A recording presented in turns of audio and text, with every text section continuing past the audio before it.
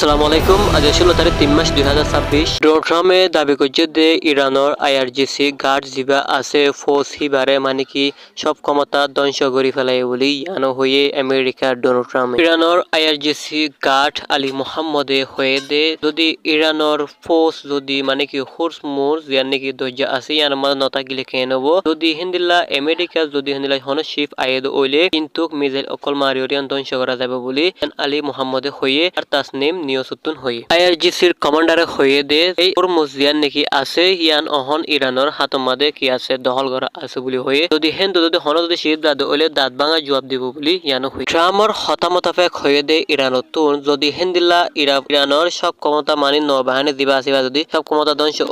ওইলে কিন্তু ট্রাম্পর হেন্দিল্লা হনেকান শিপ হনক গফুছেন তো লে হর মুজিয়ান আছে ইয়ানতো আয়ের হেন্দিল্লা মানি সাহস দেখাই বলা বলি ইয়ান ইরানত কি রেছে হইরে আসছে ইরানের আইআরজিসি গাটে আরো হয়ে দে আমেরিকা আর ইসরায়েলের ওরে যুদ্ধ ওইলতি বহুবার মানে কি হিন্দিল্লা মিসাইল অকল গিয়াকল মারা গিয়ে 4,500 টন পর্যন্ত মানে কি